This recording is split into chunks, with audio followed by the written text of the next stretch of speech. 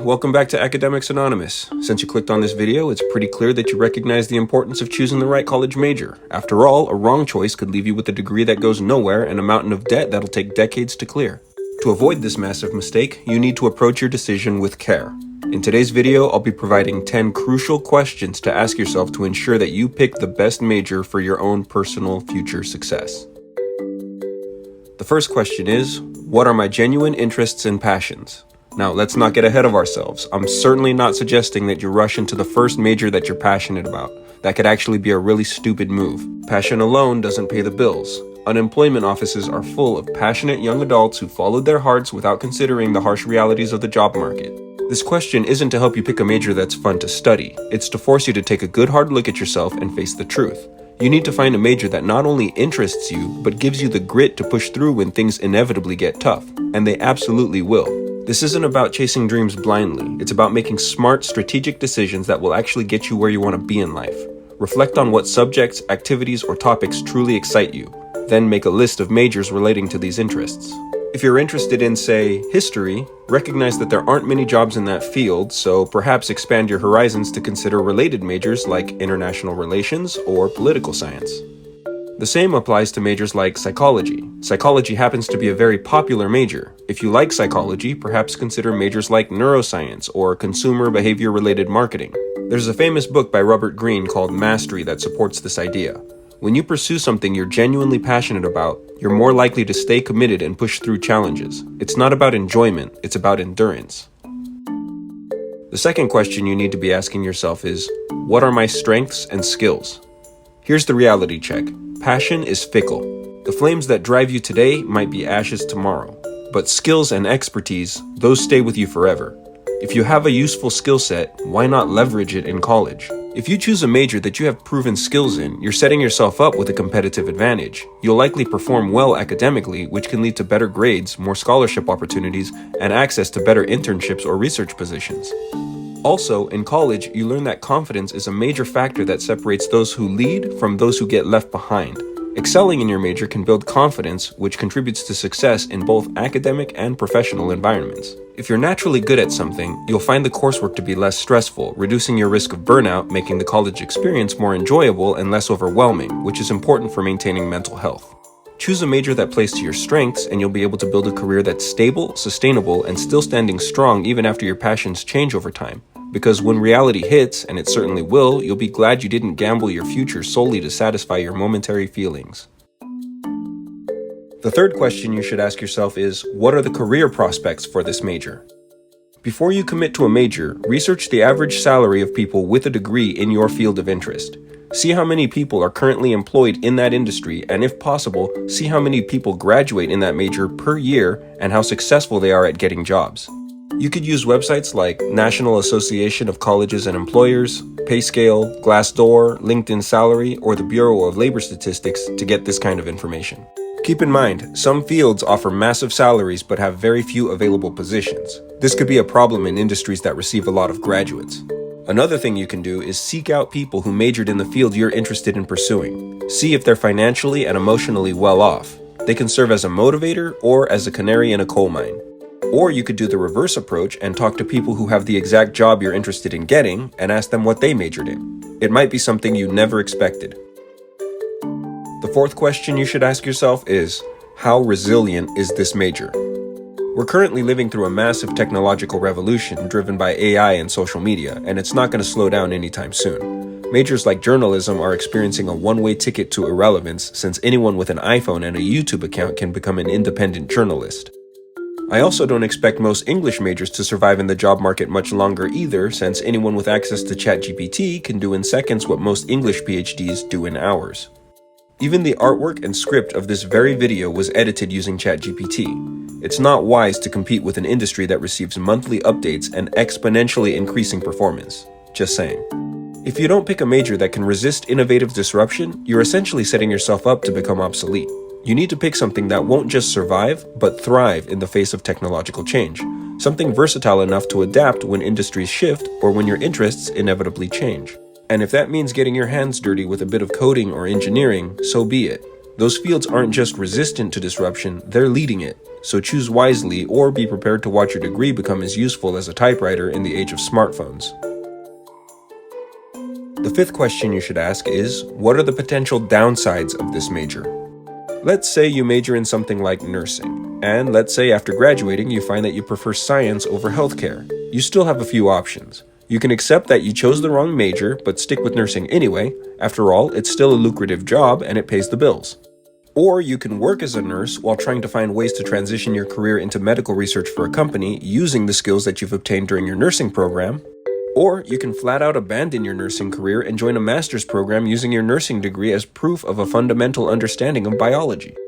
Contrast this with if you choose to major in, say, philosophy. Let's say you earn a degree in philosophy but want to transition into a career in politics. You'd likely need to gain relevant experience in public speaking, do some campaign work, or get further education.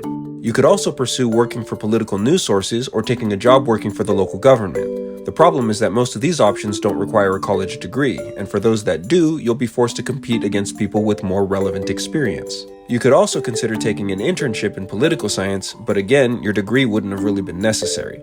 Furthermore, because you opted to go to college for a degree, you'll have to worry about the debt you've accumulated during the process, and so you'll need to prioritize securing a stable job quickly. The point of this section is to encourage proactive risk assessment, because an ounce of prevention is worth a pound of cure. The sixth question you need to ask yourself is, how does this major align with my long-term goals? You might have heard of something called the sunk cost fallacy. Simply put, the sunk cost fallacy is when people continue investing time, money, or effort into something just because they've already spent a lot of time, money, or effort on it, even if it's no longer a good idea. The sunk cost fallacy is typically associated with gambling, but in reality, it's frequently observed in the transition between a bachelor's degree and a master's degree. This is because people who picked a bad major don't want to throw away all that time and effort by choosing a new path, so they double down and pursue an advanced degree in the same field. The trick here is to not make the first major mistake, pun intended.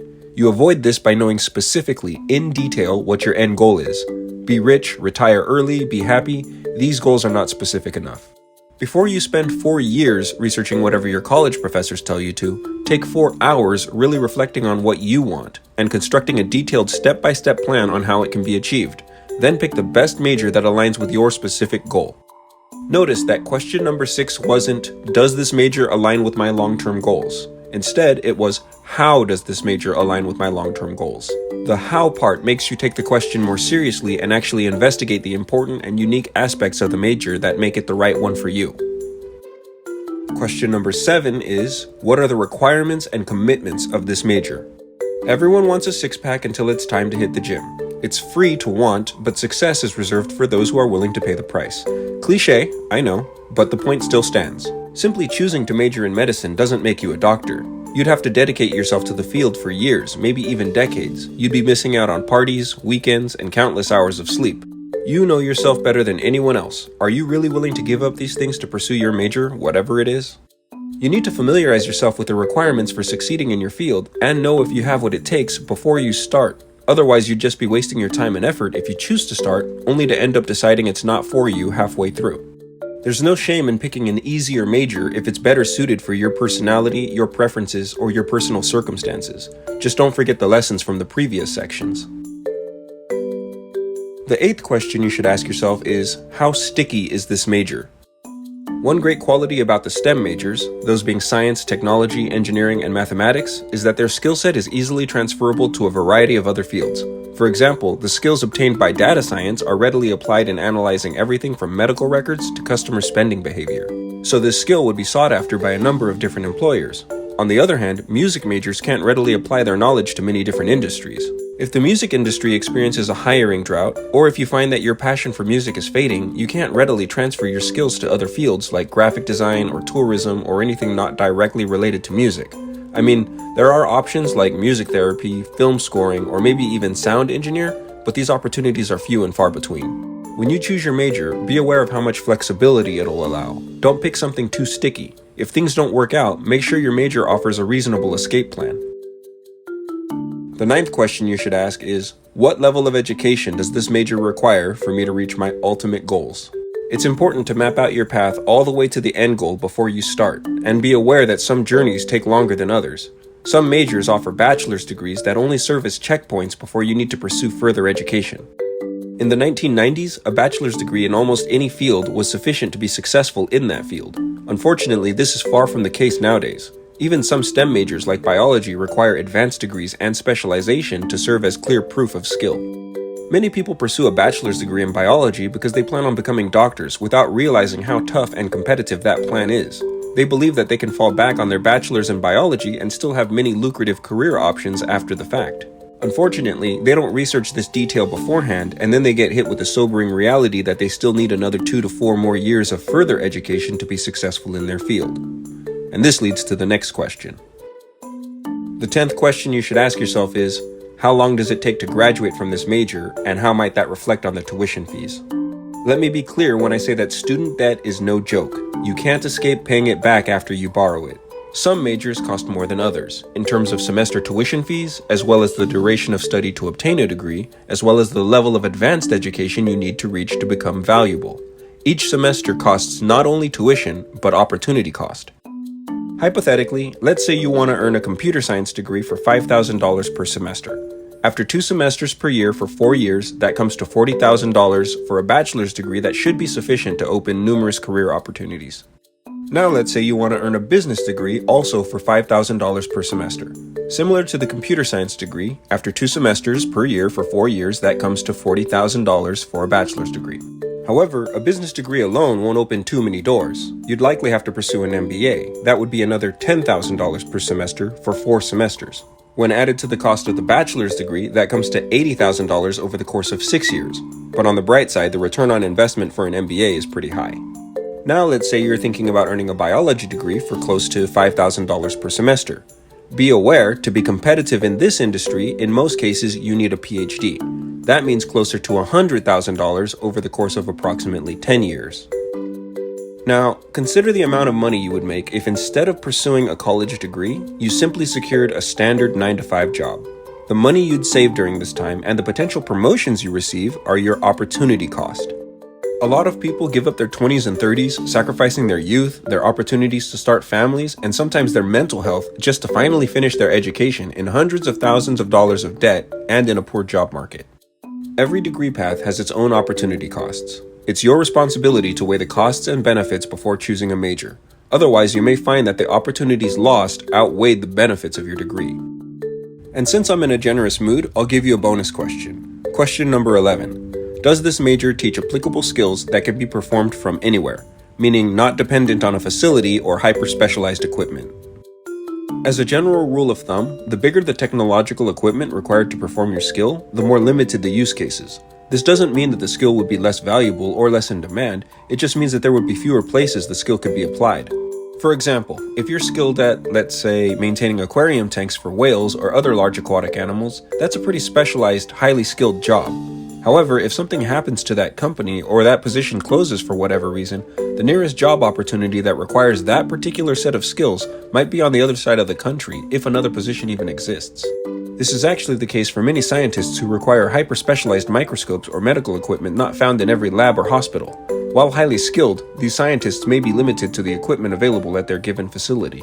On the other hand, if your job can be performed completely online, and if you can work from home, you're at a relatively secure position regardless of what happens to the job market. Therefore, you can make your career future-proof by selecting a major that teaches mobile skill sets. The smaller and more common the equipment required to perform the skill, the better. And on that note, I'll conclude the video. Thanks for staying with me till the end, and I hope you found this information useful. Let me know if there's anything I missed, or if there's any interesting topics you'd like me to discuss in a future video. As always, thanks for watching.